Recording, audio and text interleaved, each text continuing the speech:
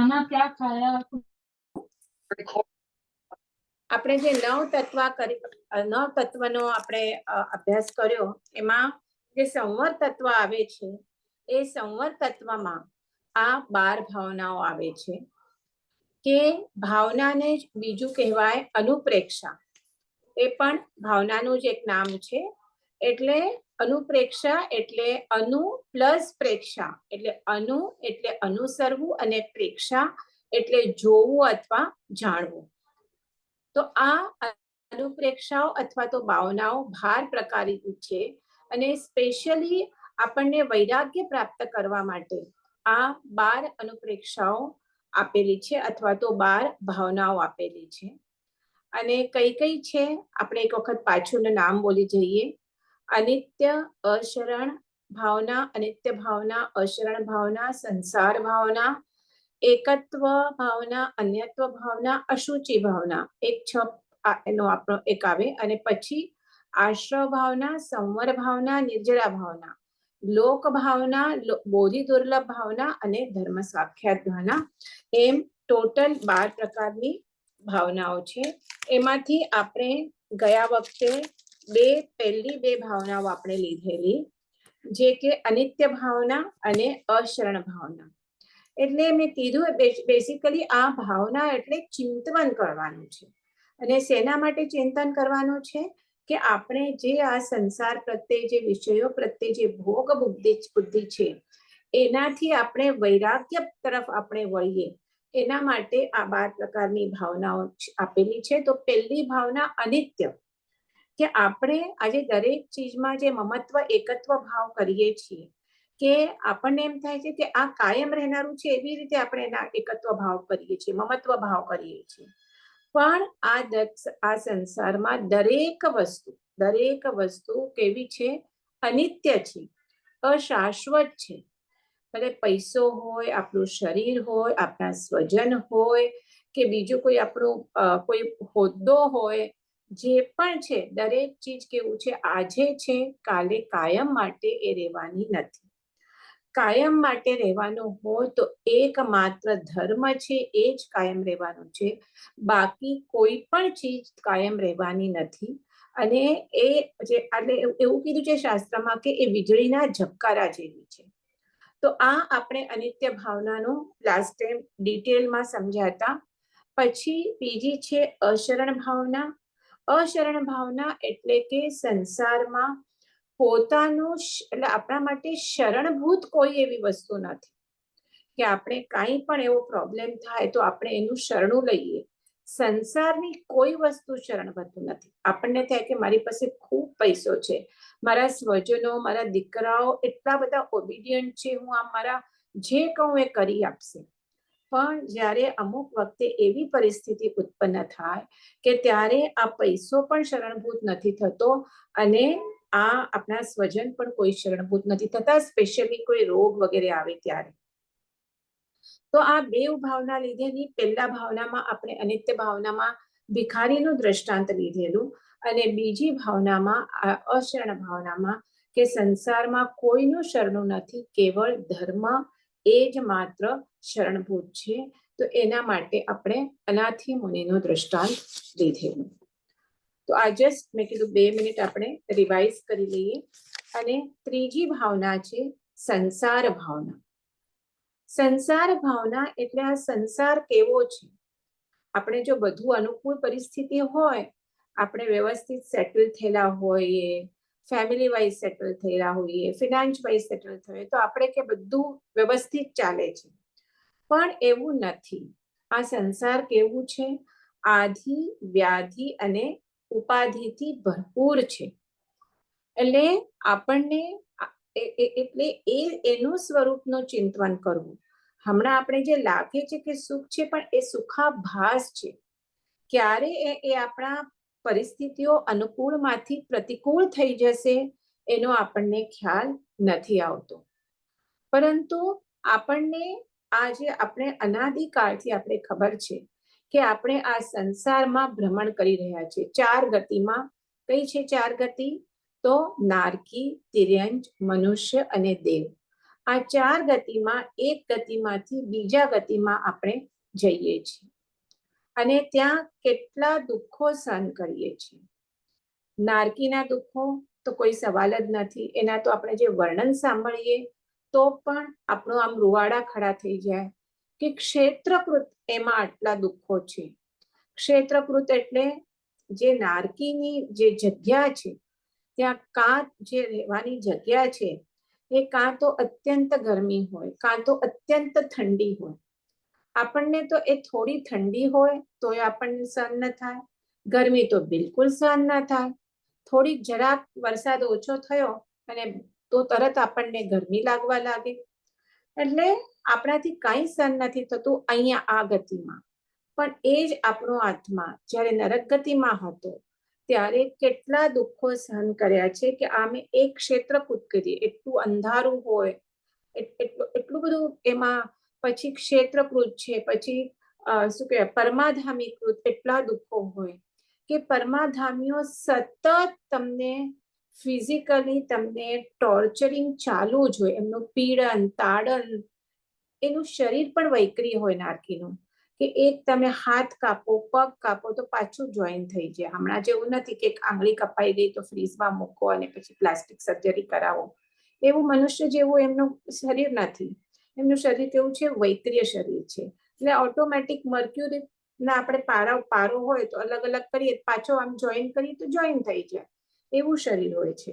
એટલે ઓલા પરમાધામીઓને ખૂબ એમને ત્રાસ આપતા હોય છે. એમના હાથ કાપે, પગ કાપે, એમને ગરમ ગરમ તેલમાં તળે વગેરે વગેરે આપણે એમની વાંચીએ નારકોનું વર્ણન તો એ એટલું દુઃખ હોય. પ્લસ એ લોકો તમને ભૂખ લાગે તો તમારા જ અંગોને કાપીને કે ખાઓ, આ તરસ લાગે તો ગરમ ગરમ તેલ કે આ પીઓ વગેરે વગેરે. પછી એવી જ રીતે નારકીઓમાં પરસ્પર પણ એ લોકો બહુ ઝઘડા કરતા હોય. કારણ નારકી હોય એટલે એમને વિભંગાવધિ જ્ઞાન. વિભંગાવધિ જ્ઞાન એટલે જે આપણે અવધિ જ્ઞાન જેલું એમાં જે અશુભ પ્રકારનું અવધિ જ્ઞાન જેને વિભંગાવધિ એ જન્મથી હોય એને અને નારકી દેવોના જીવોને. એટલે એમને પાછળના ગતિનો એમને બધું યાદ હોય. એટલે પૂર્વ ભાવમાં સપોઝ બે જણા બહુ જ વૈર હોય અને એ એકબીજા સાથે જે પણ યુદ્ધ કરતા હોય કે સપોઝ એક્ઝામ્પલ આપું, મને ખબર નથી બેઉ એકમાં છે કે નહીં, પણ રાવણ અને લક્ષ્મણ, બરાબર? તો એ પૂર્વ ભાવમાં એ છેલ્લે એ લડાઈમાં જ રાવણ મરાયો લક્ષ્મણના હાથે. તો એ સપોઝ પૂર્વ ભાવમાં જે એમનામાં વેર હોય એ જો એક જ ઠેકાણે ઉત્પન્ન થાય એક જ નારકીમાં તો એમને બેઉને યાદ આવે અને પાછું ત્યાં પણ એમનું લડવાનું ચાલુ થઈ જાય.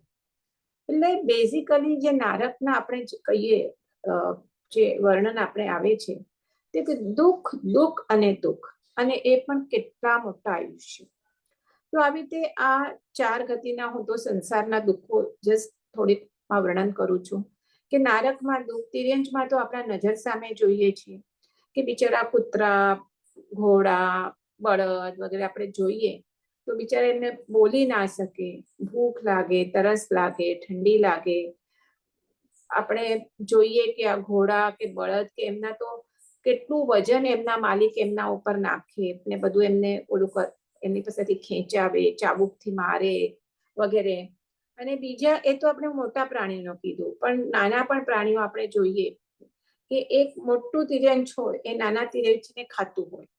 આપણે જંગલમાં ને જોઈએ તો એ જ કે જંગલનો કાયદો છે.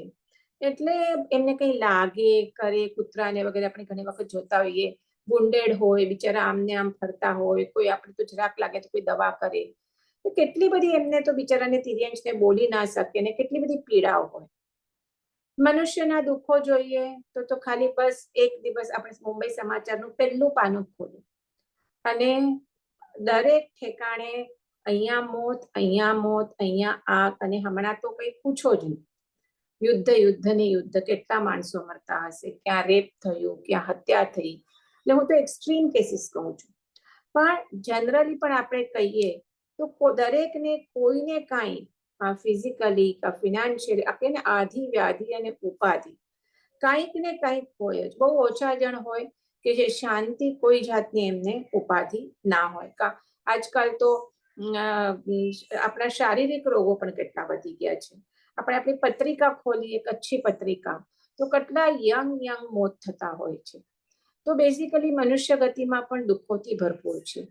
અને દેવગતિ, જે આપણે લાગે કે બહુ જ ત્યાં તો સુખ સુખ સુખ છે, પણ દેવગતિમાં પણ ઈર્ષ્યા. કારણ ત્યાં પણ દેવગતિમાં પણ એમના જે પ્રમાણે પુણ્ય હોય, accordingly they get the gradation. 12 દેવલોક છે, પેલા તો જ્યોતિષ છે, 12 દેવલોક. જેમ જેમ ઉપર જઈએ એમ એમ એમની વૃદ્ધિ, એમની બધી, એમનો શું કહેવાય, એમનું આયુષ્ય વગેરે બધું વધતું જાય. તો એમાં પણ એક પ્રકારનું દ્વેષ વગેરે હોય. અને એટલું જ નહીં, જ્યારે એમનું આયુષ્ય પૂર્ણ થવા આવે, જ્યારે જન્મે ત્યારે તો આમ મનુષ્ય જેવું નથી કે માતાના ગર્ભમાં 9 મહિના રહેવાનું. ત્યાં માતાના ગર્ભમાં એ કેટલું મોટું દુઃખ છે. આપણે મનુષ્ય ગતિ જોઈએ તો પેલા તો ગર્ભાવાસનું અને મરણનું કેટલું મોટું દુઃખ છે કે 9 મહિના સુધી ઊંધે મહિને, ઊંધે માથે માતાના ગર્ભમાં આપણે હમણાં યાદ નથી. એટલે ટોટલી અંધારું, ઊંધે માથે, અને ત્યાં જ માતાનું જ્યાં મળમૂત્ર એટલે જે અશુદ્ધ હોય એ જ જગ્યામાં મોટું થાય બાળક.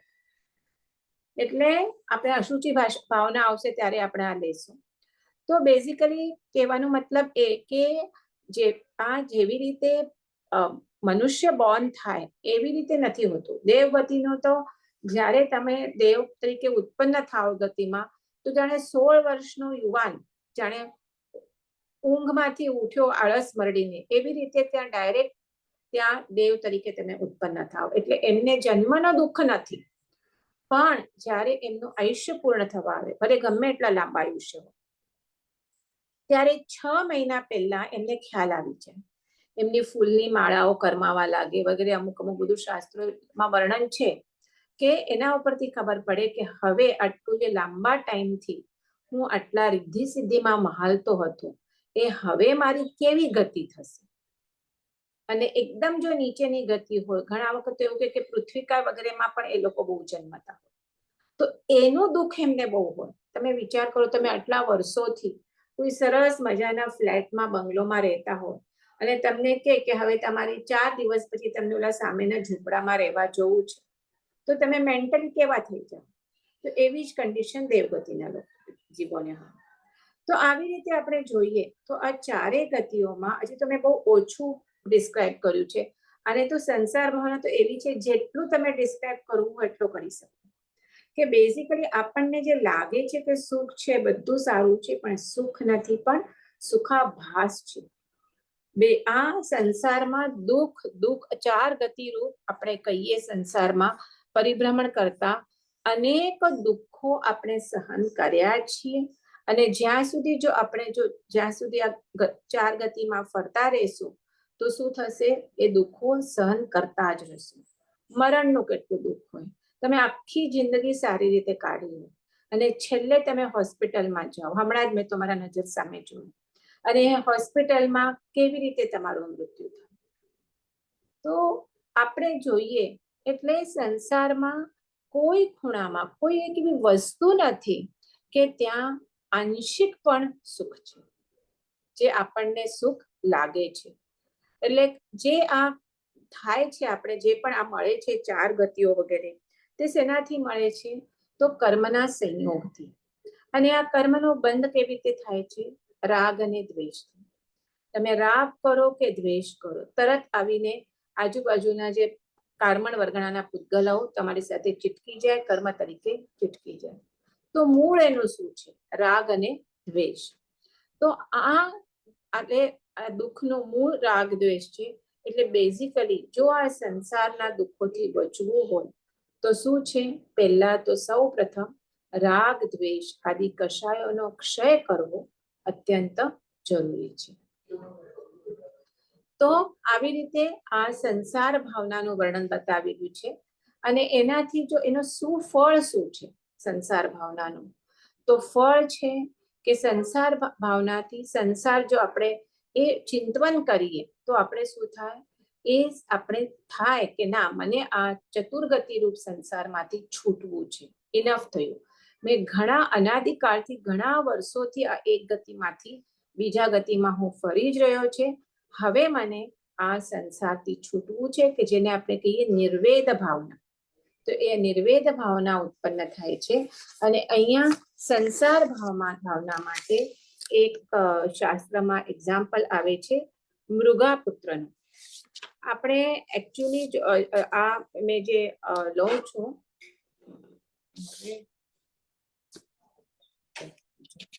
તો આ મૃગા જે દ્રષ્ટાંત લઉં છું એ મેં કીધું એવી રીતે આ 12 ભાવનાની શ્રીમદ રાજચંદ્રનું પણ ભાવના બોધ તરીકે નાનકડી બુક હતી.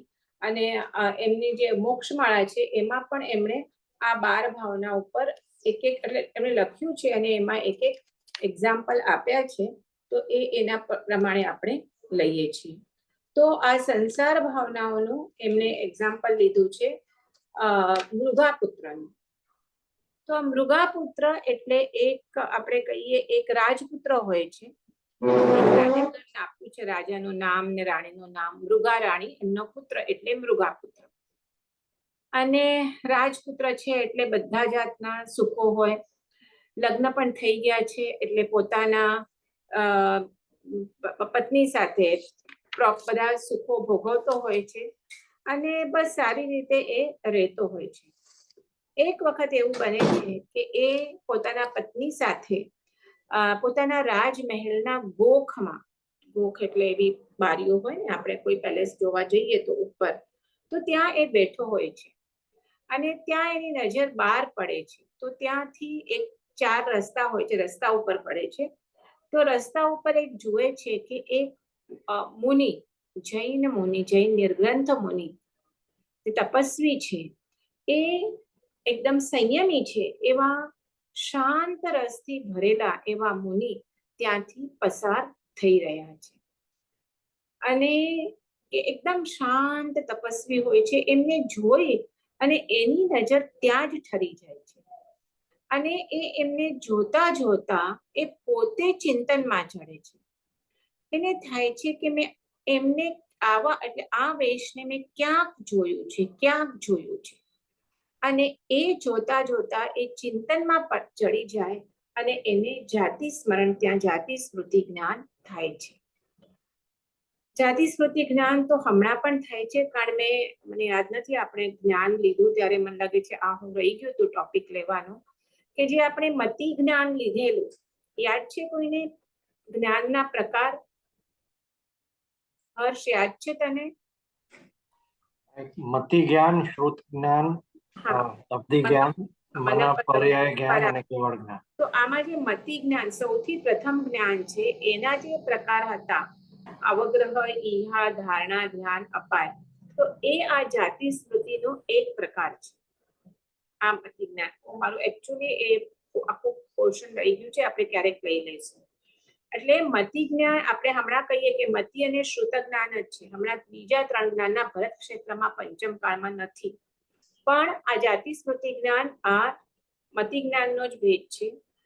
શ્રીમદ રાજચંદ્રજીને બધાને ખ્યાલ છે કે 7 વર્ષના ઉંમરે એમણે જે ઓલી ચિતા જોઈ બળતી અને એમને 800-900 વર્ષનું એમને જાતિ સ્મરણ જ્ઞાન થયું હતું. એના પછી પણ કોઈ કિલ્લો જોતા ત્યારે પણ થયું હતું. તો આ મૃગાપુત્ર એ ઓલા તપસ્વી મુનિને જોતા જોતા ચિંતનમાં ચડે છે અને એમને ત્યાં જાતિ સ્મરણ જ્ઞાન થાય છે. અને એ જોતા એને ખ્યાલ આવે છે કે પૂર્વે હમણાં ભલે હું આ રિદ્ધિમાં પંચેન્દ્રિયના વિષયમાં રચી રહ્યો છું, પણ પૂર્વે મેં પણ આ ચારિત્ર ગ્રહણ કર્યું હતું. એટલે એને થાય છે કે આ જ કરવા જેવું છે ચારિત્ર. એટલે જાય છે માતા પિતા પાસે સંમતિ લેવા કે મને હવે ચારિત્ર ગ્રહણ કરવું છે, મને સંસારમાં રહેવું નથી. કે મેં સાંભળ્યું હતું કે 5 મહાવ્રત, પણ મને હવે એટલે પૂર્વ યાદ આવ્યું છે મેં પણ 5 ગયા હતા, તો હવે મને આ પાછા 5 મહાવ્રત ગ્રહણ કરવા છે. કારણ સંસારના 4 ગતિમાં, નરક ગતિ, તિર્યંજ ગતિ, દેવ ગતિ, મનુષ્ય ગતિમાં દુઃખ જ છે. એટલે મને હવે પાછું એ દુઃખ નથી જોઈતું. એટલા માટે મને આ સંયમ ગ્રહણ કરવું છે. એટલે હવે ઓલ ઓફ સડન આવી રીતે પુત્ર કે યંગ પુત્ર, એટલે ઓબ્વિયસલી માતા પિતા એને સમજાવવાનું ટ્રાય કરે છે, એને અલગ અલગ ટાઈપના વિષય ભોગોનું એમને આમંત્રણ આપે છે કે તું આવી રીતે વિષય ભોગ ભોગવ, આવી રીતે ભોગ કર વગેરે ખૂબ એને સમજાવે છે. તો એમનું ઘણું બધું ડિસ્કશન છે, આપણે કંઈ બધું નહીં લઈએ, પણ ઇન શોર્ટ ત્યારે એ મૃગાપુત્ર કહે છે પોતાના કે તમે મને જે ભોગ ભોગવવાના કહો છો એ કેવા છે, તો એ વિષફળ એટલે એ કિંપાક વૃક્ષ આવે એનું જે ફળ હોય એ કીધું છે વિષફળ, એટલે ખાઈએ ત્યારે તો બહુ મીઠા લાગે, પણ પછી એ ખાધા પછી માણસ મૃત્યુ પામે. તો કે આ તમે મને જે કહો છો વિષયના ભોગ ભોગવવાના એ કેવા છે, તો કિંપાક વૃક્ષના ફળ જેવા છે કે હમણાં ભલે મીઠા લાગે પણ એનું ફળ શું છે, તો કે આ સંસારના ચાર ગતિમાં એનાથી મને રખડવું પડશે. એટલે મને પાછું બધું એ જ કીધું છે કે કેવું અનિત્ય છે શરીર, કેવું ઓલા પાણીના પરપોટા જેવું બધું અનિત્ય છે વગેરે વગેરે બધું એ કે છે કે શરીર કેવું છે, હમણાં રોગોનું ઘર છે, જન્મ જરા બધું એ કરવું પડે છે, એમાં બધા રોગ થાય છે વગેરે વગેરે ઘણું બધું એ કે છે. જન્મનું રોગ, જરાનું રોગ, રોગનું સોરી જન્મનું દુઃખ, જરાનું દુઃખ, રોગનું દુઃખ, એટલે કેવળ દુઃખ જ છે. એવી જ રીતે બધા ચારે ગતિના દુઃખો વર્ણવે છે. એટલે એ ઘણું સમજાવે છે, નથી સમજતો ત્યારે પછી હવે એના માતા પિતા એ કે છે તને સંયમ ગ્રહણ કરવું છે, પણ એ સંયમ કેટલું અઘરું છે એ તને ખબર છે, તો 22 પરીક્ષા એમાં સહન કરવા પડે છે. જેમ સંવર ભાવના આપણે સંવર તત્વ સમજ્યું તે 12 ભાવના સાથે 22 એમાં પરીક્ષા છે, એ સાધુ માટે આ શાસ્ત્રમાં બતાવ્યા છે. હું તમને બે ચાર કહું, બધા આપણે નથી લીધા. સપોઝ તૃષા, ક્ષુધા, કે સપોઝ એ જંગલમાંથી જઈ રહ્યા છે, વિહાર કરી રહ્યા છે, અને એમને બહુ તડકાના એટલે ગરમીના દિવસ છે, તૃષા તરસ લાગે છે, પાણી એમની પાસે ખલાસ થઈ ગયું છે, અને આજુબાજુ ત્યારે કોઈ પાણી બોરાવે એવું કોઈ છે નહીં. જનરલી સાધુ ભગવંતોનો એક આચાર છે કે એમને કોઈ વોરાવે પછી એ વસ્તુ વાપરે, અને બીજું જે વોરાવે એ પણ કેવું જોઈએ, અચિત જોઈએ, સચિત ના જોઈએ, એટલે જેમાં જીવ ના હોય. તો એવું પણ વર્ણન આવે છે કે એમને તૃષા લાગી છે અને નદી કિનારેથી જઈ રહ્યા છે, પણ તો પણ એ નદીમાંથી પાણી ના પી શકે, કારણ નદીનું પાણી કેવું છે, સચિત છે, અને એ પાણી એમને ના કલ્પે. તો એટ ધેટ ટાઈમ એ તૃષાને બેર કરે પણ અચિત પાણી તો ન જ વાપરે.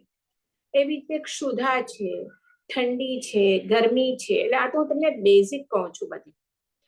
એમને ખબર છે કે આપણે ગરમી થાય તો તરફ પંખો એસી કરીએ ચાલુ, પણ ઠંડી થાય તો બહુ ઠંડી, અહીંયા મુંબઈની ઠંડી તો નહીં, પણ આપણે જ્યાં ઠંડીના MP છે, અમદાવાદ છે, કચ્છ છે, જ્યાં એકદમ વિન્ટરમાં ખૂબ ઠંડી હોય, બે બ્લેન્કેટ ઓઢીએ, પણ એમનું આપણે ખબર છે કામળી જ હોય, વધારે પડતો તો ભૂમિ શયન હોય, મોટા જે સિનિયર હોય એ પાટ ઉપર સૂતા હોય, અને ભૂમિ શયન પર પતલી એક એ લોકો જે એમનું ઓઢવા હોય એ જ એના ઉપર સૂતા હોય.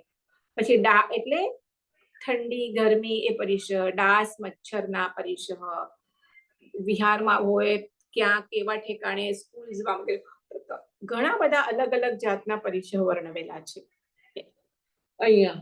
તો એ કે છે એના પેરેન્ટ્સ એને માતા પિતા કે કેટલા બધા પરિસહ સહન કરવા પડે છે, તો તું એ કેવી રીતે સહન કરીશ, અને પ્લસ જે પંચ મહાવ્રત તું કે છે તો એ પણ કેટલા ડિફિકલ્ટ છે.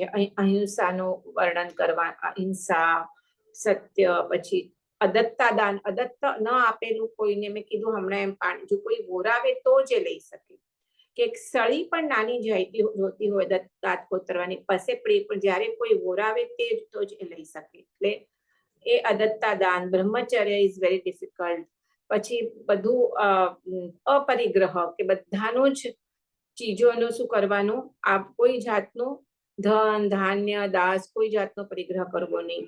તો રાત્રિ ભોજનનો ત્યાગ, અભક્ષ્યનો ત્યાગ વગેરે અત્યંત દુષ્કર છે. તું કેવી રીતે એ પાલન કરી શકીશ?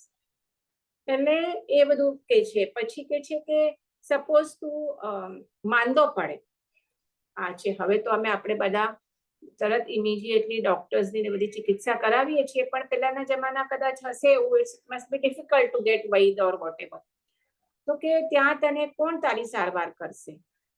તો આવી રીતે કે તું ચરિત્ર પાળવાનું કે છે, પણ ચારિત્ર ઇઝ ઓલ્સો વેરી દુષ્કર. બેઝિકલી એમને કે આ જે સંયમ ગ્રહણ કરવા મૃગાપુત્ર જઈ રહ્યો હોય છે, તો એનાથી એમને અટકાવવું હોય છે. પણ મૃગાપુત્ર પણ એટલા જ આપણે કહીએ છીએ સંયમમાં એ દ્રઢ હોય છે કે જેટલું પણ એના પેરેન્ટ્સ, એના માતા પિતા એમને અલગ અલગ રીતે સમજાવવાનું ટ્રાય કરે, પણ એ હવે એને સંસારનું સ્વરૂપ બરાબર સમજાઈ ગયું છે ને જે પણ પહેલાનું, એટલે હવે એ દ્રઢ હોય છે. એ જયારે કહે છે કે તું માંદા પડે ત્યારે કોણ તારું સારવાર કરશે?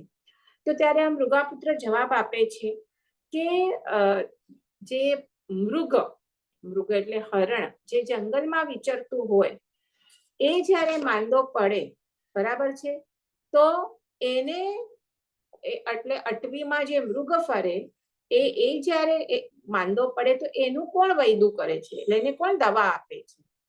તો એ જેવી રીતે વનમાં મૃગ વિહાર કરે, એવી રીતે હું ચારિત્ર વનમાં વિહાર કરીશ અને હું તપ કરીશ, 12 પ્રકારના તપ કરીશ અને મૃગચર્યા, મૃગની જેમ વિચરીશ.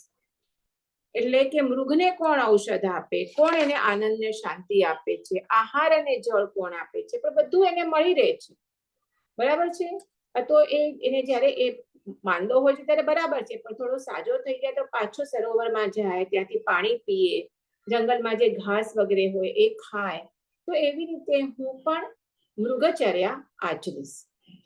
એટલે આવી રીતે એ ઘણા ટ્રાય કરે છે સમજાવવાની, પણ એ પોતાના સંયમમાં દ્રઢ હોય છે. એટલે છેલ્લે એને માતા પિતા આજ્ઞા આપે છે કે ભલે તું સુખેથી હવે સંયમ ગ્રહણ કર, અને એ ગ્રહણ કરે છે. મૃગાપત્ર સંસાર ત્યાગી અને બહુ જ બધું કંચન, કામિની, સ્ત્રી વગેરે બધાનો ત્યાગ કરી અને પંચ મહાવ્રત ગ્રહણ કરે છે. અને બહુ સારી રીતે 5 સમિતિ, 3 ગુપ્તી વગેરે, દ્વાદશ તપ એટલે 12 પ્રકારના તપ, 6 અભ્યંતર, 6 બાહ્ય અને 6 અભ્યંતર વગેરે, આ બધાનું સરસ રીતે પાલન કરતા પોતાનું સાધનામાં આગળ અને આગળ વધે છે. અને જે મૂળ મમત્વ ભાવ છે એ પણ એનો પણ નાશ કરે છે. અને છેલ્લે આવી રીતે એને સંભાવી થાય છે. કોઈ અપમાન કરે કે મોટી માન આપે, નિંદા કરે કે, તો કોઈને એ બધાથી પર થાય છે અને કરી અને છેલ્લે એ બધા કર્મ ક્ષય કરે છે. અને 1 માસનું અનશન કરી અને તે યુવરાજ મૃગાપુત્ર બધા 8 કર્મનો ક્ષય કરી અને મોક્ષ ગતિને પામે છે. તો આવી રીતે આ સંસાર ભાવનામાં આ મૃગાપુત્રનું એક દૃષ્ટાંત આપેલું છે કે કેવી રીતે એ સંસારથી, સંસારના દુઃખોથી વિરક્ત થઈ પંચ મહાવ્રત ગ્રહણ કરી અને શું કરે છે? મોક્ષગામી બને છે. હવે બીજી 2 ભાવના આપણે લઈએ, એકત્વ ભાવના અને અન્યત્વ ભાવના. બેઉ એક સાથે જોઈન્ટ છે. એકચ્યુઅલી આપણે દરેક ભાવના સાથે આ કથા લઈએ છીએ એટલે આપણું એકદમ સ્લો ચાલી રહ્યું છે. કથા જોઈએ છે ને કે જરૂર નથી? હર્ષ? હા, આઈ થિંક સો એક્ઝામ્પલ તરીકે સમજવામાં આવે છે. અવાજ બહુ બધો આવે છે, ખબર નહીં. એનીવે, ચલો. તો હવે એકત્વ ભાવના એટલે આ સંસારમાં આપણે એકલાપણાનું ચિંતન કરવું. આપણે તો થાય કે આપણે હું ક્યાં એકલો છું, હું બધા સાથે રહું છું, મારો ફેમિલી છે, માતા પિતા છે, પત્ની છે, પતિ છે, બાળકો છે. પણ અહીંયા કહે છે કે ના, કે જ્યારે જીવ આ દેહમાં આવે છે ત્યારે એ એકલો જ આવે છે અને પોતાના જે કર્મ કરીને આવ્યો છે, શુભ કે અશુભ, એનું ફળ પણ પોતે એકલો જ ભોગે છે. બીજા કોઈ સ્વજન સંબંધી એના કર્મના ફળને ભોગવી શકતા નથી. એ પોતે એકલો જ એના ફળને ભોગવે છે. અને જ્યારે શરીરમાં કોઈ રોગાદિક ઉપદ્રવ થાય છે, ત્યારે એ કર્મના લીધે, તો ત્યારે એ જે ઉપદ્રવ થાય છે, ત્યારે એની જે વેદનીય કર્મના લીધે કે જેનાથી એની જે પીડા થાય છે, એ પણ એકલો જ ભોગવે છે. એમાં કોઈ ભાગ પડાવી શકતા નથી. અને ફાઇનલી જ્યારે મૃત્યુ આવે છે, ત્યારે એ મૃત્યુ થતા પણ એ એકલો જ આ સંસાર છોડીને પરલોકમાં જાય છે. એટલે બેઝિકલી જ્યારે પરલોકમાંથી આ દેહમાં આવે છે, ત્યારે પણ એકલો જ આવે છે અને જાય છે ત્યારે પણ એકલો જ જાય છે. આ નેપોલિયન ને બધી આપણે આવે છે ને છેલ્લે જે એનો આખો આ છે એ છેલ્લે કે મને યાદ નથી આવતું એનું, બધું મૂકીને હું જાઉં છું, નેપોલિયન બોનાપાર્ટનું આખું, કોઈને યાદ આવતું હોય તો મને પહેલી જે બે લાઈન જ યાદ નથી આવતી. તો એટલે બેઝિકલી એ પણ છેલ્લે ફીલ કરે છે કે હું આટલું બધું બધો લડાઈ કરી, બધું મેળવ્યું, પણ ફાઇનલી જતી વખતે એ બધું છોડીને જ એને એકલું જવું પડે છે. ખાલી શું હોય છે કે જે એના કર્મ કર્યા છે, શુભ કે અશુભ કર્મ, એના એ કર્મો જ તમારી સાથે આવે છે. એટલે એમાં પાછા જો સપોઝ તમે સ્વજન માટે કોઈ પાપ કર્યા, બરાબર, તમે બિઝનેસ કોઈ એવો કર્યો હોય કે મને તો આ બિઝનેસ કરવો જ પડશે, એનાથી કારણ મારી ડ્યુટી છે, મારી ફરજ છે કે મને મારા જે સ્વજન, મારી પત્ની, મારા બાળકો, મારા માતા પિતા, એમનું ભરણ પોષણ કરવાની મારી ફરજ છે. તો એટલા માટે મને આ પાપ કરવા પડે છે, એવો કોઈ ધંધો હોય તો. એટલે એ પાપ કરે છે એમના નામથી, પણ જ્યારે એના ફળ ભોગવવામાં આવે છે, ત્યારે કોઈ એમાં ભાગ પડાવી શકતું નથી. એને જ એના શું કરે છે, એના ફળ ભોગવવા પડે છે. આપણે ઇવન એટલે જ તો રોગ વગેરે પણ થાય ત્યારે અત્યંત પીડા હોય, અને એમાં નમી રાજશ્રીનો એક દ્રષ્ટાંત છે, બે દ્રષ્ટાંત આમાં આપણે છે, આપણે જલ્દી લઈ લઈએ. એક તો પેલા આનું લઈએ કે તમે જે પણ એક આપણે કહીએ કે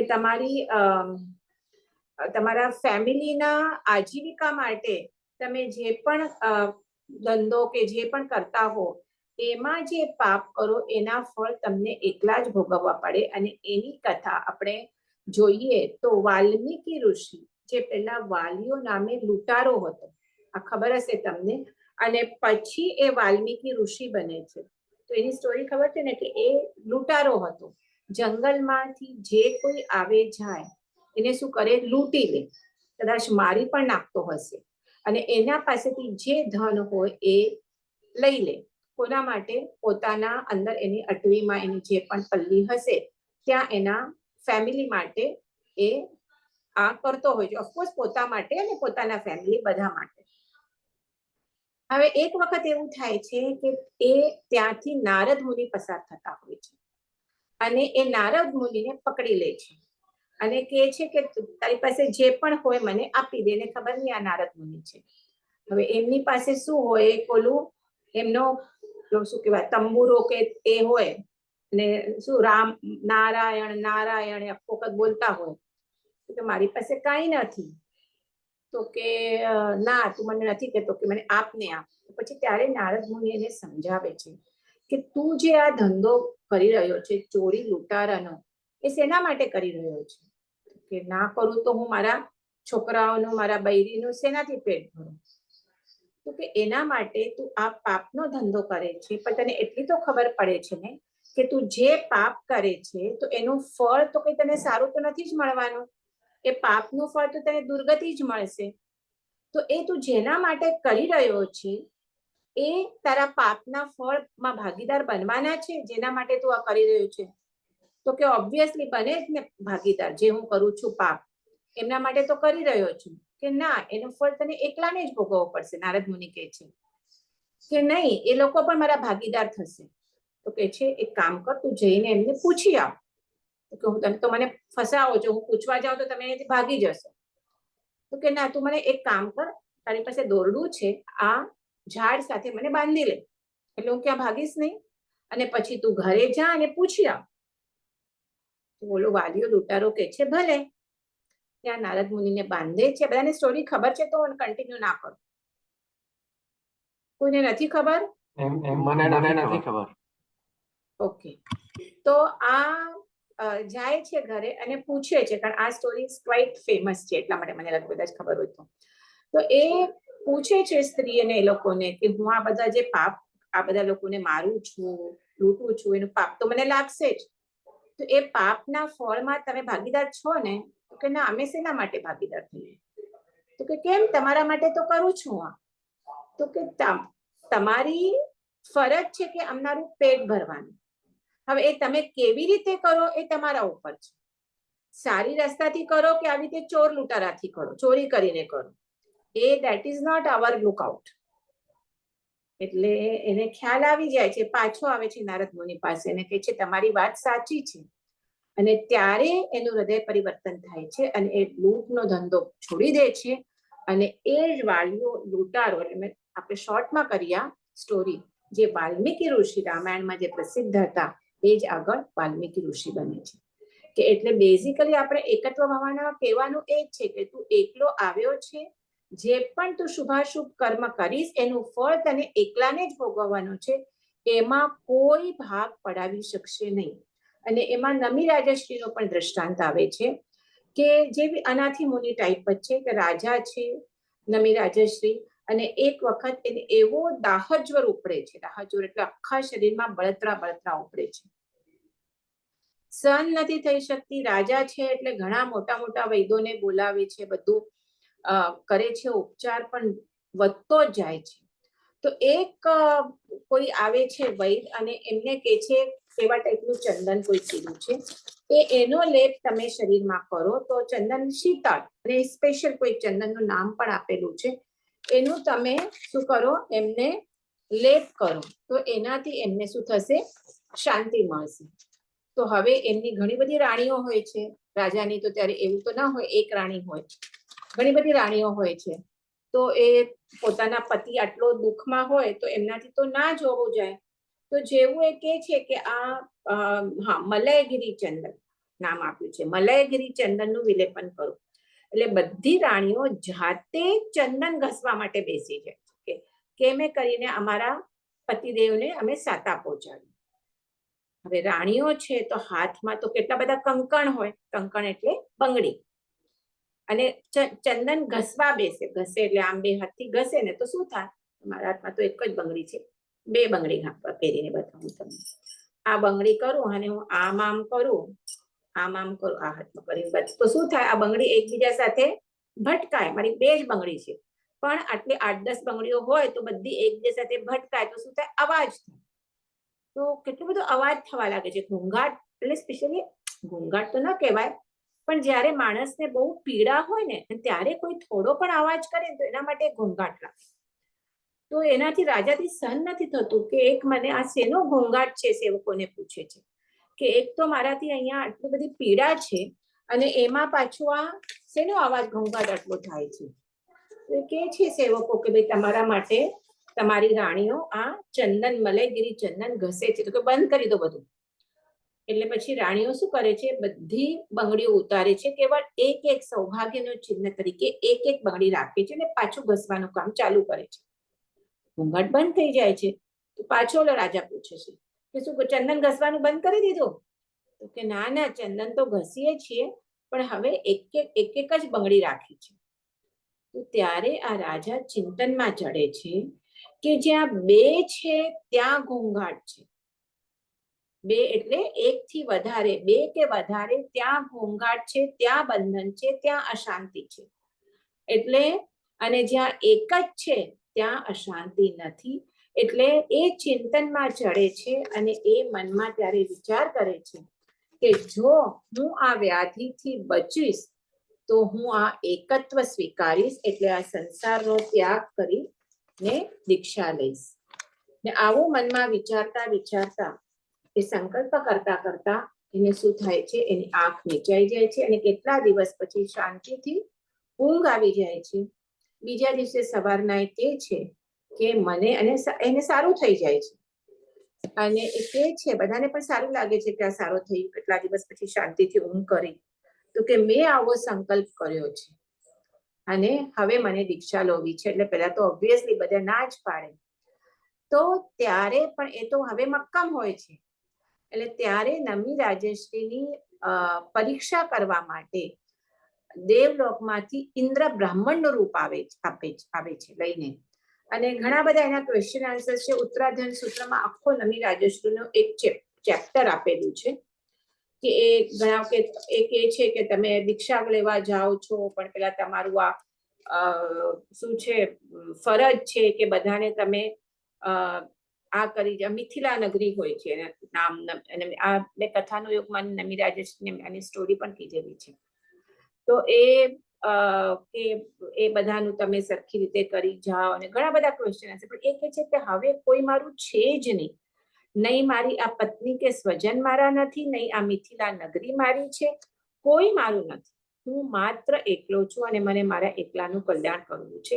એટલે ઘણું બધું એને ડગાવવાનો વગેરે પ્રયત્ન કરે છે ઇન્દ્ર ક્વેશ્ચન આન્સર્સમાં, પણ એ નમી રાજેશ્રી ડગતા નથી. ત્યારે ફાઇનલી કહે છે કે તમારો વૈરાગ્ય સાચો છે, અને એના પછી નમી રાજેશ્રી શું કરે છે, દીક્ષા ગ્રહણ કરે છે. હવે આના જ અનુસંધાનમાં આપણે જે એકત્વ ભાવના લીધી, એના જ અનુસંધાનમાં છે અન્યત્વ ભાવના. આ બે એકબીજાને પૂરક છે કે આપણે કહીએ છીએ કે અન્યત્વ એટલે અન્ય એટલે પર. આપણે કહીએ ને આ બધું અન્ય છે, અન્ય એટલે પર છે. તો આપણે લાગે હમણાં કે આ પેલા તો આપણા શરીર મારું છે, આપણે લાગે એટલે તો આપણે આટલા બધા પાર્લરમાં જઈએ ને આ કરીએ ને તે કરીએ, શેના માટે? આ શરીરને શૃંગાર કરવા માટે. પછી આ ધન પૈસો મારો છે, આ સ્વજન મારા છે, બધું મારું છે. પણ અહીંયા કે છે અન્યત્વ ભાવના, એટલે પોતાના આત્મા સિવાય બધા જડ અને ચેતન પદાર્થો બધા જ એ બધા પર છે, અન્ય છે, કોઈ મારું નથી. નહીં મારું શરીર મારું નથી, એ અનિત્ય છે. એનું જ્યારે આયુષ્ય પૂર્ણ થશે, જ્યારે આ બેવનું સંયોગનો કાળ, હમણાં દેહ અને આત્માનો સંયોગ થયો છે એટલે આપણને લાગે છે કે એક છે, પણ ત્યારે આ આત્મા દેહને છોડીને નીકળી જશે અને બીજામાં ચાલે. આ શરીર મારું નથી, આ સંપત્તિ એ મારી નથી, આ સ્વજન જેને હું મારું છું એ મારું નથી. એટલે કોઈ પણ પદાર્થ જળ અથવા ચેતન, કોઈ પણ પદાર્થ મારું નથી, કેવળ મારો પોતાનો આત્મા, શુદ્ધાત્મા, એ જ મારો પોતાનો છે. એટલે પત્ની મારી નહીં, પુત્ર મારો નહીં, જે પણ સગા સંબંધીઓ પોતાના માને છે, અને એનાથી શું થાય છે, એના ઉપર પોતાના મામે છે, એના ઉપર મમત્વ ભાવ કરે છે, અને એના લીધે શું થાય છે, રાગ દ્વેષ થાય છે, અને એના લીધે કર્મબંધન થાય છે. એટલે આ આપણું જે ચક્કર હોય છે એ ચાલુ જ રહે છે. એટલે આ એકત્વ ભાવના અને અન્યત્વ ભાવના ચિંતન કરવાથી શું થાય છે કે આપણે જે મમત્વ ભાવ છે, સૌથી મોટો શરીર ઉપર અને પછી બીજું સ્વજન ઉપર વગેરે, તો એ ઓછો થતો જાય છે. અને એનાથી શું ફાયદો થાય છે કે જ્યારે કોઈ સ્વજનનો કે વિયોગ થાય ત્યારે જેટલું મમત્વ વધારે, એટલો વિયોગમાં તમને પીડા વધારે થાય, બરાબર? પણ જો તમે આ ભાવનાનું ચિંતન કર્યું હોય તો ત્યારે ઓફકોર્સ દુઃખ તો થાય, સ્વજન હોય, પણ જે તમે આર્દ્ર ધ્યાન રૌદ્ર ધ્યાનમાં જાઓ એ ત્યાં જતા તમે અટકી જાઓ. એટલે આપણે એ ચિંતન જરૂરી છે કે આ બધું આપણે બધા ભેગા થયા છે, બરાબર છે? કોઈ પત્ની તરીકે, પતિ તરીકે, પુત્ર તરીકે, પુત્રી, એ બધા કર્મના સંયોગથી ભેગા થયા છે. ઋણાનું બંધ છે એટલે ભેગા થયા છે. જ્યારે એમનો કાળ પૂરો થઈ જશે ત્યારે બધા છૂટા થઈ જશે. અહીંયા એક્ઝામ્પલ આપ્યું છે કે આપણે ધર્મશાળા, હવે તો ધર્મશાળા નથી હોતી, પણ પહેલાના આપણે તો બધા આપણે હોટલ વાળા થઈ ગયા છીએ, પણ પહેલા યાત્રીઓ એક ગામથી બીજા ગામે જાય તો રસ્તામાં ધર્મશાળા આવે અને ધર્મશાળામાં થોડો ટાઈમ માટે રોકાય, કદાચ એક રાત વાસો કરે કે એ ગામમાં થોડું કામ હોય તો 2-4 દિવસ રોકાય અને પછી ત્યાંથી ચાલ્યા જાય. તો થોડો ટાઈમ જે યાત્રીઓ બધા એકબીજા સાથે રહ્યા હોય તો ત્યારે એમની વાતચીત થતી હશે, બધું થતું હશે કે આપણે રેલવે મુસાફરી કહીએ કે 2 દિવસની મુસાફરી છે તો આપણા કમ્પાર્ટમેન્ટમાં જે લોકો હોય એમની સાથે આપણે થોડી વાર બધી વાતો કરીએ છીએ તો બધું કરીએ બધું, પણ પોતપોતાનું સ્ટેશન આવતા બધા પોતે ઉતરી જાય, એટલે ધર્મશાળાથી પણ બધા વિખૂટા પડે. એવી જ રીતે જેવું આપણું આયુષ્ય કર્મ પૂર્વ થાય તો એવી રીતે આ સગા સંબંધીઓ બધા એકબીજાથી વિખૂટા પડે છે. એટલે આ શરીર અને આ જે આપણો આત્મા છે એનાથી પહેલા તો આ શરીર પણ આપણું ભિન્ન છે, કારણ શરીર કેવો છે? વિનાશી છે, નષ્ટ થવા વાળું છે, જ્યારે આત્મા કેવું છે? અવિનાશી છે, શાશ્વત છે, તો અજર અમર છે. શરીર કેવું છે? જડ છે, જ્યારે આત્મા ચેતનયુક્ત જ્ઞાનયુક્ત છે. એટલે બેવના લક્ષણ જ જુદા છે. શરીરના અને જડ આપણા આત્માના બેવના લક્ષણથી આપણે જોઈએ તો બેવ તદ્દન જુદા છે. એટલે શરીરો આપણા બદલાયા કરે જે ગતિમાં જઈએ, પણ આત્મા તો એક જ રહે. અને આવી રીતે આપણે જોઈએ તો આટલું પરિભ્રમણ કરતા કરતા આપણે કેટલા બધા શરીર આપણે અલગ અલગ લીધા, છોડ્યા, પાછા લીધા, છોડ્યા, પણ આ એટલે બધું જ આ પર છે. એટલે આ લીધા છોડા એ કેવળ પોતાનો આત્મા, એ એક જ પોતાનો આત્મા છે. અને એના ઉપર એટલે આવી રીતે જો આપણે ચિંતન કરીએ તો 2 ચીજોનો ફાયદો, તેનો ફળ શું મળે કે એક તો મેં કીધું કે કોઈનો જ્યારે સ્વજનનો વિયોગ થાય કે ક્યારે એવા ધન સંપત્તિનો વિયોગ થાય, એવી કોઈ કન્ડિશન થાય તો તમને એટલા તમે આર્ત ધ્યાન રૌદ્ર ધ્યાનમાં તમે સંકલ્પ વિકલ્પમાં ન ચાલ્યા જાઓ. અને સેકન્ડ, જ્યારે કોઈ મળે પણ અનુકૂળ પણ તમને મળે તો એટલો તમને એના ઉપર રાગ પણ નથી, કારણ ખબર છે જે મળ્યું છે કેવું છે, અન્ય છે, મારાથી પર છે, એનાથી મારો વિયોગ થવાનો છે. એટલે બહુ એના પ્રત્યે મમત્વ ભાવ પણ ન થાય અને વિયોગ થતા એના બહુ આપણે તમે એકદમ લો ડિપ્રેશનમાં પણ ચાલ્યા ન જાઓ. અને અહીંયા દ્રષ્ટાંત આપેલું છે ભરત ચક્રવર્તી. આપણે જ્યારે આમાં કથાની યોગમાં જોયેલું કે આ અવસરપીણી કાળમાં 12 ચક્રવર્તી છે, 24 તીર્થંકર અને કેટલા 12 ચક્રવર્તી છે. અને આ 12 ચક્રવર્તીમાં સૌથી પ્રથમ ચક્રવર્તી કોણ? ભરત ચક્રવર્તી. કોના પુત્ર? ઋષભદેવ, પહેલા તીર્થંકર ભગવાનના. અને ચક્રવર્તીનું તો રુદ્ધિ શું વર્ણવે છે? 6 ખંડના એ રાજા હોય, 9 એની પાસે અલગ અલગ નિધાન હોય. એની બધું હું હમણાં ડિસ્ક્રાઇબ નથી કરતી, પણ ચક્રવર્તી 96,000 કે 64,000 તો રાણીઓ હોય, કેટલું લશ્કર હોય, કેટલા બધા, એટલે એટલી બધી એમની પાસે રિદ્ધિ સિદ્ધિ યુ કાન્ટ ડિસ્ક્રાઇબ, અનડિસ્ક્રાઇબેબલ. આપણે કહીએ તો પૃથ્વી પર તો સૌથી વધારેમાં વધારે જે રુદ્ધિવંત હોય, જે રૂપવંત હોય, એ કોણ છે? ચક્રવર્તી. તો આવા આ ઋષભદેવના પુત્ર ભરત ચક્રવર્તી હતા. અને આટલા મેં રુદ્ધિની વર્ણન કર્યું એટલે આપણને એમ પણ ખબર છે કે રાજા એટલે જ્યારે રાજ સિંહાસન પર બેસે ત્યારે બધા શણગાર એટલે મુકુટ પહેરે, પછી ખાલી કપડા તો પહેરે પણ એની સાથે સાથે હાથમાં વીંટીઓ હોય, અહીંયા બાજુબંધ હોય વગેરે કેટલા બધા દાગીના પણ પહેરે. તો એવી આ તો ચક્રવર્તી છે. તો એક વખત આટલું ફૂલ આખું શણગાર કરી અને એ આરીસા ભુવનમાં આવે છે.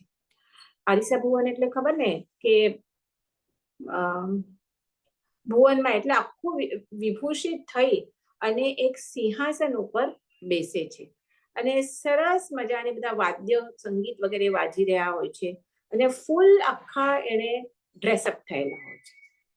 હવે ત્યારે એવું થાય છે કે એક આંગળીમાંથી એને બધા આંગળીઓમાંની વીંટીઓ પહેરી હોય છે, તો એક આંગળીમાંથી એની વીંટી પડી જાય છે. પડી જાય એટલે તમે વિચાર કરો બધી આંગળીમાં વીંટી હોય અને એકમાં ન પડી જાય તો એ આંગળી કેવી લાગે? અડવી લાગે, એનું ધ્યાન ખેંચાય છે. તો એને લાગે છે કે આ જરા ઓડ લાગે છે, આ બધી 9 આંગળીઓમાં આટલી બધી વિસરસ છે અને ઓલી એક જ આંગળીમાં નથી, તો જરા એને ઓલું કંઈક ઓલું એનો ઓડ લાગે છે. એટલે એ વિચારમાં ચડે છે અને કરે છે કે ના, હું બીજી આંગળીમાંથી બીજી બેટી પણ કાઢીને જોઉં. એટલે બીજી પણ એ કાઢે છે, તો જુએ છે તો એ આંગળી પણ હવે અડવી જ લાગવા લાગી. તો પછી બધી વીંટીઓ એક પછી એક કાઢે છે, તો આખા એના હાથની જે શોભા એને લાગતી હતી એ ટોટલ લાગે છે હવે કોઈ શોભા નથી. એટલે એ કહે છે કે આ વીંટીઓ વડે મારી આંગળીઓ શોભતી હતી અને એ આંગળીઓ વડે મારો હાથ શોભતા હતો, તો આ શોભા કોની છે? એટલે કે આ શરીરની શોભા છે કે કેવી ભ્રમણા છે. અને આવી રીતે એ વિચારમાં ચડી જાય છે કે હું જેને મારી માનું છું કે એ મારી નથી, આ બધું શરીર પણ મારું નથી, કે જેના ઉપર હું આટલો મમત્વ ભાવ રાખું છું એ શરીર મારું નથી. મને ખબર છે કે આનો અવશ્ય એક કાળે વિયોગ થવાનો નથી, થવાનો જ છે. મારી એ મૂર્ખતા છે કે હું આના ઉપર એટલો મમત્વ ભાવ રાખું છું, એટલે આટલું બધું શણગાર કરું છું મારું બધું, અને એક હવે એમાંથી એક નીકળી જતા મને આટલી અડવી લાગે છે. એટલે કે હું આ બધા મારા આટલી મારી પત્નીઓ, આટલા બધા પુત્ર પત્નીઓથી આટલા પુત્રો, બધાને હું આ 6 ખંડોનું રાજ, લક્ષ્મી, બધાને હું મારું માનું છું, પણ કોઈ મારું નથી. આ શું છે? બધા માર્ગથી પર છે. એટલે આવી રીતે ચિંતનમાં એ ઉતરી જાય છે અને ચિંતનમાં ઉતરતા ઉતરતા ત્યાં એમને કેવળ જ્ઞાન થાય છે. ગૃહસ્થના વેશમાં પછી ઇન્દ્ર આવીને એમને સંયમનો વેશ આપે છે કે કેવળ જ્ઞાન કે જનરલી કેવા સંયમીને જ થાય, તો હવે તમે આ ચક્રવર્તી રાજાનો વેશ ઉતારી અને સંયમ ગ્રહણ કરો. તો આવી રીતે અહીંયા કે છે કે આ 6 ખંડનો રાજા, અઢળક સામ્રાજ્ય લક્ષ્મીનો ધણી અને એવો આટલી બધી એમની વૃદ્ધિ, એને પણ જ્યારે એ અન્યત્વ ભાવના ઉપર ચડી જાય છે કે બધું પર છે, કશું જ મારું નથી, તો એનાથી એનું વૈરાગ્ય કેટલું વધતું જાય છે. બેસિકલી આ બધી ભાવનાઓ જ આ સંસારથી, પોતાના દેહથી, લક્ષ્મી ધન સંપત્તિથી એનું ચિંતન જ એટલા માટે છે કે એનાથી વૈરાગ્ય ઉત્પન્ન કરાવના છે. તો અહીંયા આપણે આ પણ ભાવના કમ્પ્લીટ કરી. મને લાગે છે એક અશુચિ ભાવના હું લઈ લઉં, એટલે 6 ભાવનાનો જે ગુચ્છો છે એ કમ્પ્લીટ થશે. ટાઈમ થવા આવ્યો છે, પણ 5-10 મિનિટમાં લઈ લઉં. તો આ અશુચિ ભાવના એટલે હમણાં આપણી બધી શું હતી, આટલી બધી જે ભાવના હતી એ આપણે શરીરને લાગીને નહોતી. હવે જે અશુચિ ભાવના છે એ શું છે? શરીર સાથે રિલેટેડ છે કે મારી આપણે, કારણ સૌથી વધારે મમત્વ ભાવ હોય આપણને તો આ શરીર પ્રત્યે. ભલે આપણે કહીએ કે મને અત્યંત પ્રિય છે મારી પત્ની, મારા બાળકો, પણ સૌથી પ્રિય આપણને આપણું કોઈ છે તો શરીર છે. તો એ શરીર પ્રત્યે વૈરાગ્ય ભાવ લાવવા માટે આ અશુચિ ભાવનાનું ચિંતન છે કે આ શરીર જેના પ્રત્યે મને આટલો મોહ છે એ કેવું છે? તો મળમૂત્રથી ભરેલું છે. કે આ તો ઉપર એક સ્કિન ઉપર એનું કવરિંગ આપેલું છે, પણ આપણને ખબર છે આપણે થોડુંક જરાક લાગે તો તરત શું થાય? લોહી લાગવા માંડવા માંડે. એક દિવસ રહી જાય તો તરત શું થાય? ત્યાં પરવું વગેરે જામી જાય, કે જેનાથી આપણને આટલી તકલીફ થાય.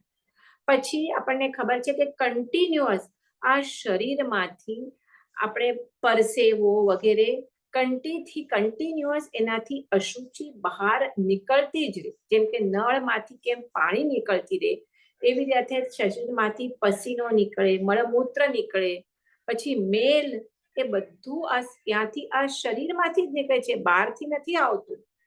તો એવી રીતે આ કાયામાં કે છે કેટલા 3.5 કરોડ શું છે? રોમ છે. રોમ એટલે આ, અને દરેક રોમમાં 2.5 રોગનો નિવાસ છે. હમણાં બધા શાંત છે, પણ ક્યારે એ રોગ જાગી જાય એ ખબર ન પડે. અને કેટલા 3.5 કરોડ આપણા શરીરમાં આવા રોમ છે. અને એમાં આટલા બધા રોગોનો નિવાસ છે. ને મેં કીધું એવી રીતે આપણું શરીર પણ ક્યાં બને છે? તો માતાના ઉદરમાં બને છે. અને એ ઉદર પણ કેવું છે? ત્યાં ઉત્પન્ન થાય છે, ત્યાં જ 9 મહિના રહે છે. અને કેવું છે? કાજળની કોટડી, અંધારા કાજળ જેવી. અને ત્યાં જ માતાનું પણ ક્યાં હોય? મળ મૂત્ર વગેરે ત્યાં જ બને ને. તો એ અશુચિ પદાર્થોમાં જ એ મોટો થાય છે.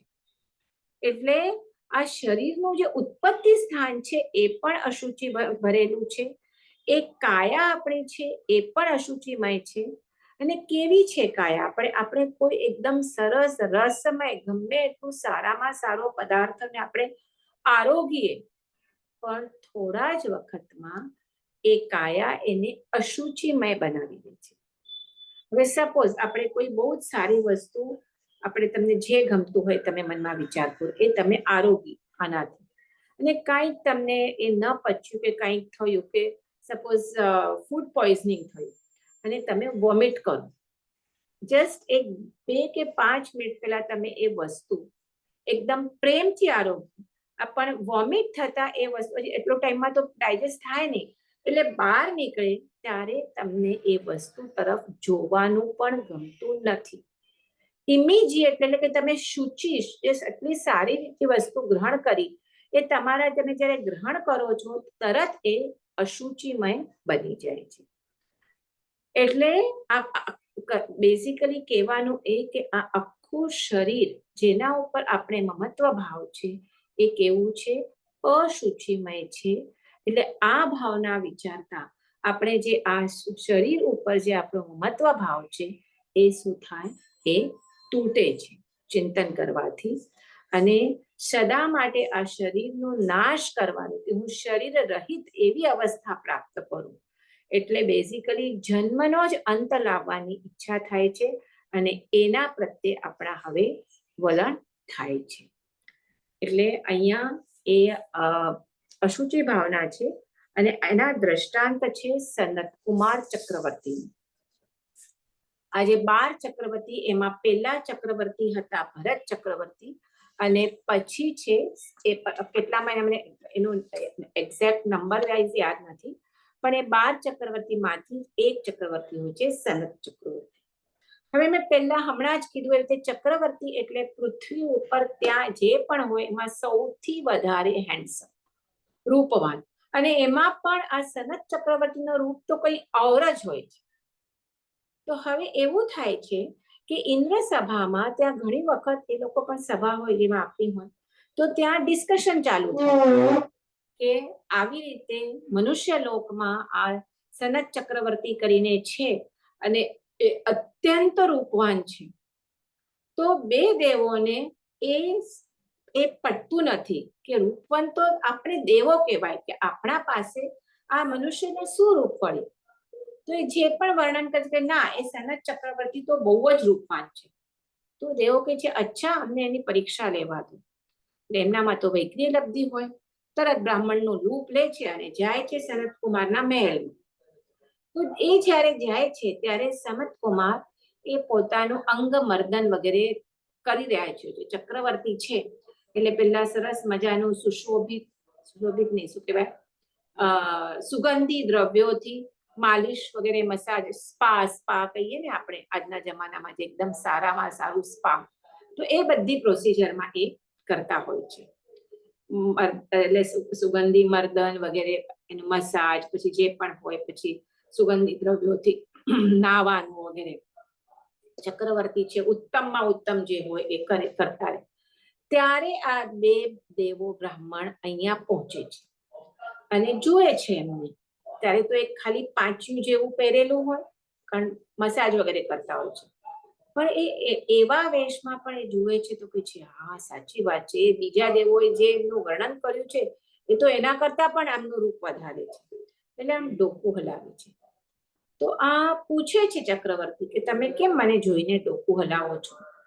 તો એ કહે છે કે આવી રીતે અમે તમારું રૂપના બહુ જ વખાણ સાંભળ્યા હતા, એટલે તમને તમારા દર્શન કરવા આવ્યા હતા, પણ તમે તો બહુ જ રૂપવાન છો. આપણે કોઈ વખાણ કરે તો આપણે ગમે ને, થોડું અભિમાન આવે. તો એ ચક્રવર્તીને સનત કુમારને એવું જ થાય છે. તો કે છે તમે હમણાં મારું શું રૂપ જુઓ છો? હમણાં તો હું આ બધું સ્પા, બધા મસાજ ને સ્નાન ને પ્રોસિજર માંથી પસાર, એટલે મારા શરીર ઉપર બધું લેપ ને લગાડેલું હશે, બધું લગાડે ને, તો એ બધું હશે. તો કે તમને મને જોવા હોય તો જ્યારે હું આખો સ્નાન કરી અને આખું તૈયાર થઈ, વસ્ત્ર આભૂષણ વગેરે રાજાના પહેરી અને મારા રાજ સિંહાસન પર બેસી, ત્યારે તમે મારા રૂપ, તમે ત્યારે રૂપ મારું દર્શન કર્યું, ત્યારે મારું રૂપ કંઈ ઔર જ ખીલેલું. આપણે પણ કે આપણે લગ્ન વગેરે હોઈએ તો આપણે શું કરીએ, પાર્લરમાં જોઈએ કે એને બોલાવીએ અને આપણે બધું મેકઅપ ને તૈયાર થઈએ, તો એવી રીતે સેમ ભલે થોડો ટાઈમ પછી તૈયાર થઈને રાજ દરબારમાં આવે છે એ દેવો, હજી એમણે પોતાનું બ્રાહ્મણનું જ રૂપ રાખ્યું છે, એ પણ આવે છે અને એ ખેદ પામે છે, થોડું એમનું એને જોઈ અને થોડુંક મોઢું એમનું વિલાઈ જાય છે. નવાઈ લાગે છે, કેમ ભાઈ, મને તો એમ કે મને જોઈને મારા ઓર વખાણ કરશો, એના બદલે તમે તો ખેદ પામો છો. તો શું છે થયું? તો ત્યારે આ બ્રાહ્મણ તો દેવ હોય છે ને એકચ્યુઅલી, તો એ કહે છે કે તમારું ત્યારે અમે જે રૂપ જોયું, અને અત્યારે એમને અવધિ જ્ઞાન હોય, દેવ એટલે હોય, દેવ અને નારકીને જન્મથી અવધિ જ્ઞાન, અને મનુષ્ય અને તિર્યંચને એમને સાધના કરીને એ અવધિ જ્ઞાન મળે. જો કે તીર્થંકરના જીવને જન્મથી અવધિ જ્ઞાન હોય, પણ જનરલી તો એ અવધિ જ્ઞાન પ્રમાણે કહે છે કે તમે ભલે ત્યારે મસાજ કે જે પણ પ્રોસિજર કરાવતા હશે તમારા શરીર ઉપર બધો લેપ ને, પણ ત્યારે તમારું રૂપ હતું અને હમણાં જે રૂપ છે એમાં જમીન આસમાનનો ફરક છે, કે હવે પડી ગયો છે, એટલે હવે એવું રૂપ રહ્યું નથી. તો કે છે કેમ તમે, કે તમારી પહેલા જે કાયા હતી એ અમૃત તુલ્ય હતી અને હવે ઝેર રૂપ થઈ ગઈ છે. તો ઓલો ચક્રવર્તી તો કઈ સમજતો નથી કે તમે શું કહો છો. તો કે અમે બરાબર જ કહીએ છીએ, તમને જો પરીક્ષા કરવી હોય તો તમે તમારું જે પૂર્વ કર્મ તો એ હમણાં ઉદય થયો છે, એટલે તમારી પહેલાની જે અમૃત તુલ્ય કાયા હતી એ ઝેર રૂપ થઈ ગઈ છે, અને એની પરીક્ષા કરવા માટે તમે શું કરો, એક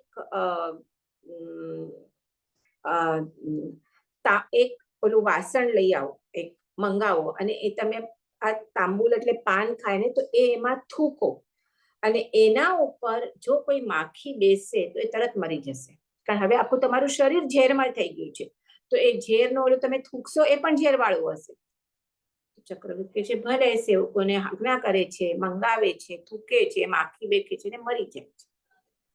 આ જોઈને ખાલી જનક ત્યારેના બધા જીવો પણ એટલા રૂડા કે ભરત ચક્રવર્તીને એમની હળવા આંગળીઓ, એના હાથ જોઈને વૈરાગ્ય આ શરીર ઉપરથી આવી ગયો, અને એમને આ જોઈને વૈરાગ્ય આવી ગયો કે આટલી વારમાં મારા શરીરમાં આટલા મહારોગ ઉત્પન્ન થયા છે. એટલે એ ત્યાં ને ત્યાં આખી 6 ખંડની રિદ્ધિ સિદ્ધિનો ત્યાગ કરી અને સંસારને ત્યાગે છે અને દીક્ષા ગ્રહણ કરે છે. દીક્ષા ગ્રહણ કરીને ખૂબ તપ સાધના કરે છે, એટલે સાધના કરે છે કે ત્યારે એમના શરીરમાં મહારોગની ઉત્પન્ન થાય છે, પણ એને ગણકારના નથી, કારણ એમના માટે આ શરીર હવે પર થઈ ગયું છે, જે પોતાનું આત્મા જ સ્વરૂપમાં જ એ લીન હોય છે, એટલે શરીરમાં જે પણ થાય એને એ ગણકારતા નથી. તો ત્યારે આ કેટલું એમનામાં સત્વ છે એની પરીક્ષા કરવા માટે એક દેવ વૈદનું રૂપ લઈને આવે છે, અને એમને કહે છે કે તમને આજે તમારા શરીરમાં આટલી વ્યાધિ રોગ ઉત્પન્ન થયો છે, એ હું વૈદ છું, તમને હમણાં તમને સારો કરી આપું. તો ત્યારે સનત કુમાર કહે છે કે મને કર્મરૂપી મહારોગ ઉત્પન્ન થયો છે, મારા માટે આ શરીરના મહારોગ ઇમ્પોર્ટન્ટ નથી, જે કર્મરૂપી મહારોગ છે એને ટાળવાની તમારામાં સમર્થતા હોય તો ચોક્કસ મારો કર્મરૂપી રોગ ટાળી દો. બાકી આ તમને જે રાગ, એમને કોડ વગેરે એમનું શરીર પણ અત્યંત ઓલું થઈ ગયું હોય છે, તમને જે એ રોગ લાગે છે, ઉભા તમને હમણાં બતાવું તો હું પણ રિપેર કરી શકું, કારણ એમને જે આટલી બધી તપ સાધના આટલા વર્ષોથી કરેથી એનાથી લબ્ધિઓ ઉત્પન્ન થાય. It is going to happen. એટલે એ પોતાની થૂક લઈ અને જ્યાં એ કોડ વગેરે એમનું જે શરીર થયું એના ઉપર લગાડે છે, તો આખું સુવર્ણમય થઈ જાય છે. કે એટલે એ કે છે અને આખી કાયા એ પહેલા જેવી હતી એવી કાંતિમય બની જાય છે. પણ એ કે છે મને આમાં ઇન્ટરેસ્ટ નથી. ત્યારે દેવને ખ્યાલ આવે છે કે ખરેખર એમાં કેટલું સત્વ છે કે એમને ઇન્ટરેસ્ટ છે ખાલી પોતાનું કર્મરૂપી રોગ કે જે એમને આ જન્મ જરા રૂપી ચક્કર કરાવે છે. એટલે એમને વંદન કરી અને એ પોતાના સ્વસ્થાનકે પાછા જાય છે. એટલે આ મહારોગ એટલે રક્તપિત્તને જ મહારોગ કીધું છે કે જેનાથી આપણે રક્તપિત્તીઓને જોઈએ, લેપ્રસી કહીએ આપણે એને, તો આખો લોહી પરુથી ખદબદતું હોય તો એવો એમને થયો હોય છે. પણ એ હવે એમના માટે મેં કીધું છે એને ખ્યાલ આવે છે કે આ શરીર જ અશુચિમય છે, તો એ શરીરમાંથી આ બધું બહાર નીકળવાનું જ છે. એટલે એના લીધે એ શરીર પ્રત્યે વૈરાગ્ય થઈ અને ત્યાં બધું છોડી અને એ દીક્ષા લે છે. અને પછી પણ એ આટલું શરીરની કન્ડિશન હોવા છતાં એમને એના પ્રત્યે કાંઈ ભાવલો નથી કે આ શરીર તો છે જ અશુચિ, મને મારા આત્માનું કલ્યાણ કરવું છે. અને આવી રીતે એ પોતાના આત્માનું સંયમ ધ્યાનમાં એ આત્મા કરી અને એ દેહ આયુષ્ય પૂર્ણ કરી અને પોતાના આત્માનું કલ્યાણ કરે છે. મેં અહીંયા લખેલું નથી કે વેધર દેહ કરી અને એ કાં મોક્ષે જશે અને કાં ઉત્તમ દેવલોકમાં જાય છે. તો અહીંયા આ અશુચિ ભાવના આપણે કમ્પ્લીટ કરી. એટલે આવી રીતે પહેલા આપણે ગયા વખતે અશરણ ભાવના અને અનિત્ય ભાવના અને અશરણ ભાવના કરી. આજે આપણે સંસાર ભાવના, એકત્વ ભાવના, અન્યત્વ ભાવના અને અશુચિ ભાવના, ટોટલ 6 ભાવના કરી કે જેનાથી પહેલાની ભાવના આ સંસાર પરથી પોતાના સગા સંબંધી એના ઉપર વૈરાગ્ય ઉત્પન્ન થવા માટે, અને છેલ્લી આ અશુચિ ભાવના આ શરીર પ્રત્યે જે મમત્વ ભાવ છે એના પ્રત્યે મમત્વ ભાવ તોડવા માટે આ અશુચિ ભાવનાનું ચિંતન કીધેલું છે. ચિનાજ્ઞા વિરુદ્ધ કંઈ બોલાયું હોય તો ઈચ્છામી તો પણ નેક્સ્ટ વીકના તો આપણા હવે ગુરુવારના જ મળશું.